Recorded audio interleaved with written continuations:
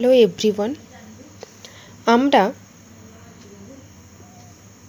প্রাচীন ভারতের ইতিহাসের একটি সিরিজ কন্টিনিউ করছি, যেখানে অলরেডি মেহেরগড় সভ্যতা, হরপ্পা সভ্যতা এবং বৈদিক যুগ নিয়ে আলোচনা করেছি।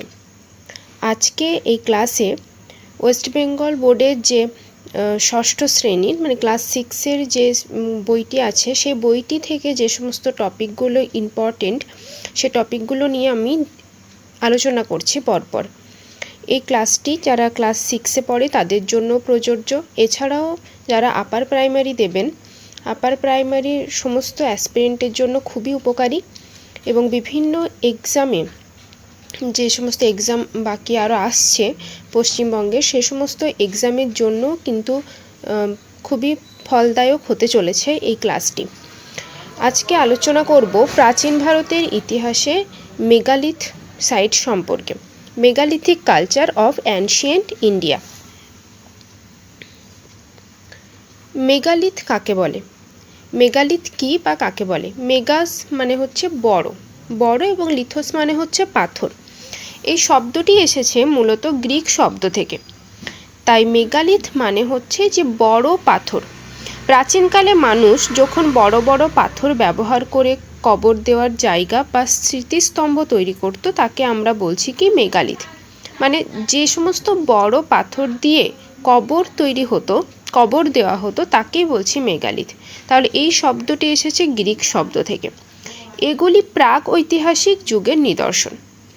কি কি ছিল বৈশিষ্ট্য? বড় পাথর, বিশালাকার প্রস্তরখণ্ড ব্যবহার করা হতো, মৃতদের কবর দেওয়ার জায়গায় এটি করা হতো, স্মৃতিস্তম্ভ বীর বা প্রিয়জনের স্মরণে, এবং লোহার হাতিয়ারের ব্যবহার, বা এই সময় থেকে লৌহ যুগ কিন্তু শুরু হয়ে গেছে।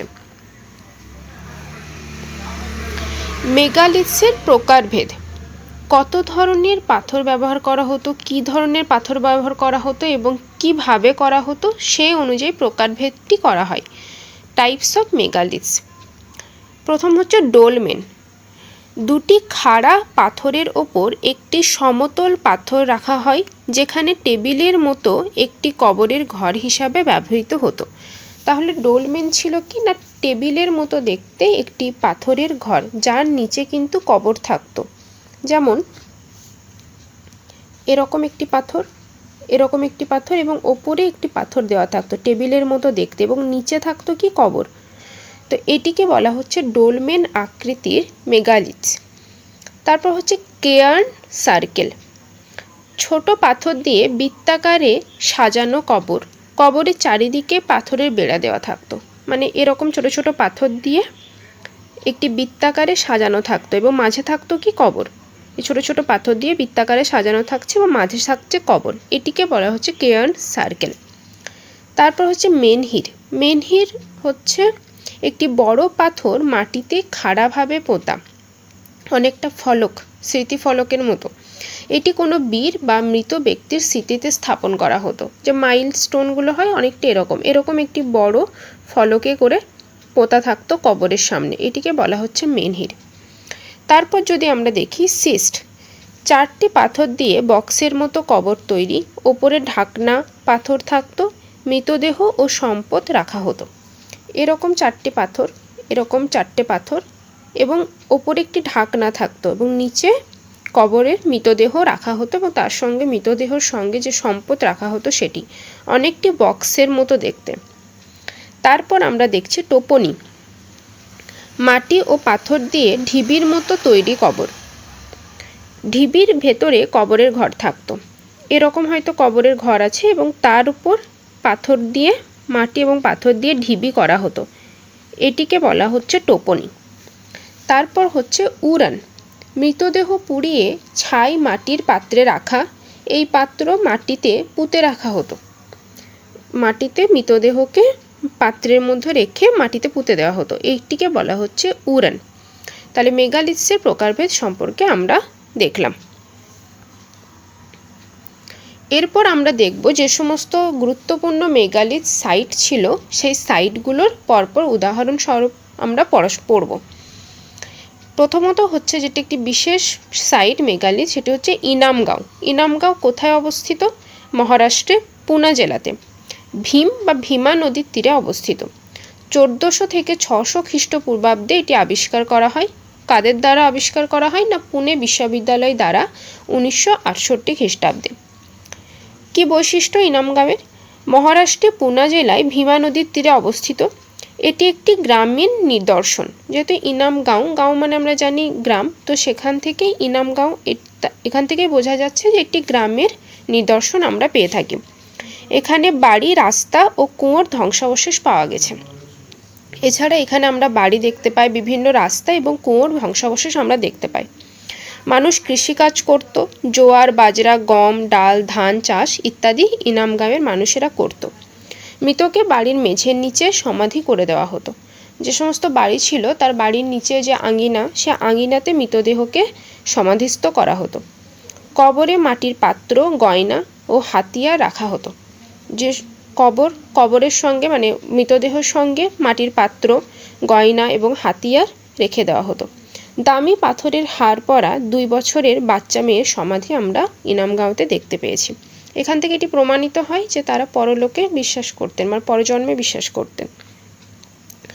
ডোলমেন ও সিস্ট ধরনের কবর পাওয়া গেছে। ডোলমেন মানে কি না, চেয়ার জাতীয় যেটা কবর আমরা বৈশিষ্ট্য দেখলাম সেটি, এবং সিস্ট হচ্ছে যেটি বক্স জাতীয় কবরের বৈশিষ্ট্য সেটি। কারিগরি দক্ষতা, ধাতু ও মাটির কাজ উন্নত ছিল। এখানে ধাতু এবং মাটির কাজের নিদর্শন আমরা পেয়ে থাকি। আমরা দেখেছি যে মেগালিথ সাইটসগুলো বেশিরভাগই সাউথ ইন্ডিয়াতে অবস্থিত। তাই সাউথ ইন্ডিয়ার একটি অন্যতম মেগালিথ সাইটস হচ্ছে তামিলনাড়ুর আদিচন্নলুর। কোথায় অবস্থিত? না তিতুকুড়িন জেলা তাম্রপর্ণী নদীর তীরে অবস্থিত। প্রায় 3800-রও বেশি কলসি কবর, যেটা পিট বিউরিয়াল বা উরান বিউরিয়াল বলছি, সেটি আমরা দেখতে পাই। প্রথম খনন কার্য মানে প্রথম আবিষ্কার হয়েছিল এই সাইটটি কবে? ব্রিটিশদের দ্বারা 1876-এ। খ্রিস্টপূর্ব 1000 মানে আনুমানিক সময়কাল ছিল এই আদিচন্নলুরের সময় পিরিয়ড। মোটামুটি প্রায় আজ থেকে 1000 খ্রিস্টপূর্বাব্দে এই সাইটটি ছিল মেগালিথ সাইটটি। আগেই বললাম যে আদিচন্নলুরের বৈশিষ্ট্য হচ্ছে উরান বিউরিয়াল। কঙ্কাল ও মাথার খুলি অনেক সময় দেখেছি যে কবরে আলাদা আলাদা করে রাখা, মাথার খুলি আলাদা করে রাখা এবং কঙ্কালটা আলাদা করে রাখা।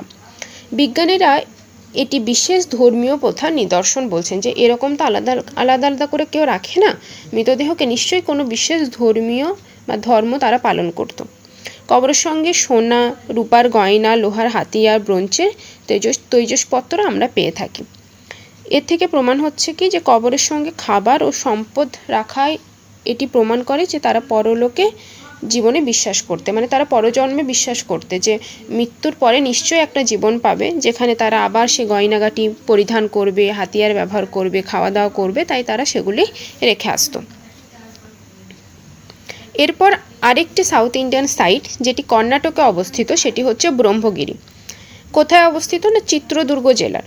1947 সালে মাটিমার হুইলার খননকার্যের দ্বারা এটি আবিষ্কার করেন এবং জানা যাচ্ছে যে প্রায় 900 থেকে 200 খ্রিস্টপূর্বাব্দে এই সাইটটি ছিল। লৌহ এবং তাম্রযুগের একটি নিদর্শন হচ্ছে ব্রহ্মগিরি সাইট। এই ব্রহ্মগিরি সাইটে আমরা অশোকের শিলালিপির অনেক নিদর্শন পেয়ে থাকি।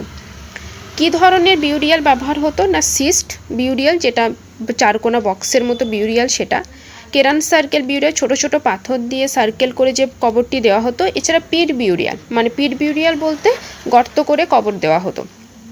এছাড়া মেনহিরও আমরা অনেকটা দেখতে পাই এই ব্রহ্মগিরি সাইটে। কর্ণাটকের আরেকটি গুরুত্বপূর্ণ সাইট হচ্ছে হোল্লুর। হোল্লুর কর্ণাটকে ধারওয়াড় জেলায় অবস্থিত। এখানে লোহার হাতিয়ার ও অস্ত্রশস্ত্র পাওয়া গেছে।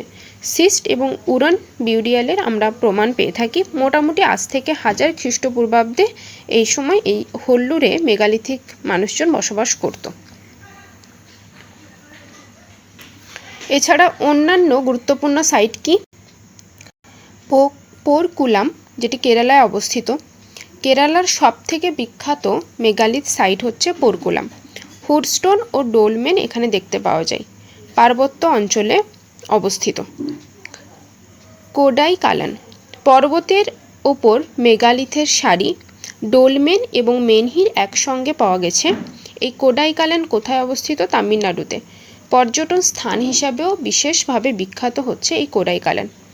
এরপর পাণ্ডুরাজার ঢিবি, যেটি পশ্চিমবঙ্গে অবস্থিত বর্ধমান জেলার অজয় নদীর তীরে। পশ্চিমবঙ্গের একটি গুরুত্বপূর্ণ প্রাগৈতিহাসিক স্থান হিসাবে আমরা দেখি পাণ্ডুরাজার ঢিবি। তাম্রপ্রস্তর যুগের নিদর্শন এই পাণ্ডুরাজার ঢিবি। এছাড়া পাঞ্জাবের সাংঘল, পাঞ্জাবের মেগালিথিক সাংস্কৃতিক নিদর্শন হচ্ছে এই সাংঘল। উত্তর ভারতে বিরল মেগালিথিক সাইট, উত্তর ভারতে যে সমস্ত সাইটগুলো আমরা দেখেছি তার মধ্যে অন্যতম এবং বিরল। লৌহ যুগের মৃৎপাত্র, মাটির পাত্র আমরা এখানে দেখতে পাই সাংঘলে। মেগালিথ সংস্কৃতির বৈশিষ্ট্য কি? না সমাধি প্রথা। আমরা দেখলাম যে সমাধি করা হচ্ছে এবং বড় বড় পাথর দিয়ে সমাধি করা হয়। মৃতদের কবর দেওয়ার ক্ষেত্রে বিশেষ প্রথা মানা হতো। বাড়ির নিচে, মাঠে বা আলাদা সমাধি ক্ষেত্রে কবর দেওয়া হতো। কখনো কখনো নিজের বাড়ির উঠোনেই, কখনো কখনো মাঠে বা আলাদা করে আবার দেওয়া হতো সমাধি। লোহার ব্যবহার দেখতে পাওয়া যায়। কৃষি ও যুদ্ধে লোহার ব্যবহার করা হতো। মৃৎশিল্প, কালো ও লাল রঙের মাটির পাত্র তৈরিতে বিশেষ দক্ষতা ছিল মেগালিথ সাইটসের মানুষদের। এই পাত্রগুলি কবরে রাখা হতো।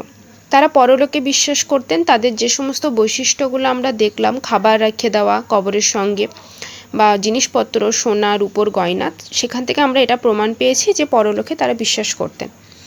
সামাজিক শ্রেণীবিভাগ ছিল, এটা থেকে বোঝা যায়, কারণ সোনার গয়নাগাটির মধ্যে যে প্রকারভেদ, কেউ দিত কেউ দিত না উপহার। কেউ কবর তাদের খুব বড় করে বড় পাথরের ব্যবহার করতো, কেউ ছোট পাথরের ব্যবহার করতো। তো এখান থেকে বোঝা যাচ্ছে যে সামাজিক শ্রেণীবিভাগও ছিল। এছাড়া মেগালিথ মানুষেরা জোয়ার বাজরা চাষ করত এবং গরু ছাগলও তারা লালন পালন করতো, মানে কৃষিকাজ এবং পশুপালন দুটিই করে থাকতো। আমরা এতক্ষণ যে সমস্ত ইম্পর্টেন্ট সাইটগুলো পড়লাম, যেমন ইনামগাঁও, আদি চন্নলুর, ব্রহ্মগিরি, হল্লুর, পাণ্ডুরাজার ঢিবি, সেটি এখানেই দেওয়া আছে ছক করে। যদি কারোর মনে হয় যে ইম্পর্টেন্ট, সে স্ক্রিনশট নিয়ে রাখতে পারে। এরপর আমরা একবার সারসংক্ষেপ দেখে নেব। মেগালিথস মানে কি? তাহলে বড় পাথর, যেটি গ্রিক শব্দ মেগাস এবং লিথস থেকে এসেছে, কবর বা স্মৃতিস্তম্ভ হিসেবে ব্যবহার করা হয়। ইনামগাঁও, যেখানে সম্পূর্ণ গ্রামের নিদর্শন আমরা দেখলাম। লোহার হাতিয়ার ব্যবহার এবং কৃষিকাজ এখানে চলতো। দক্ষিণ এবং পশ্চিম ভারতে বেশি পাওয়া যেত এটি, যেমন মহারাষ্ট্র, কর্ণাটক, তামিলনাড়ু, কেরালা প্রভৃতি। আদি চন্নলুর একটি ইম্পর্টেন্ট সাইট দক্ষিণ ভারতে, তামিলনাড়ুর আমরা দেখলাম। বিভিন্ন ধরনের কবরের উদাহরণ দেখলাম, ডোলমেন, সিস্ট, উরন ইত্যাদি। এছাড়া কবরের সঙ্গে বিভিন্ন সম্পদ রাখার যে প্রমাণ, সেটি আমাদেরকে পরলোকে বিশ্বাস করে। তাহলে এই ছিল আমাদের মেগালিথ সাইটস, যেটি সংক্ষিপ্তভাবে আমি আলোচনা করেছি। আশা করি এটি সবার উপকারে লাগবে।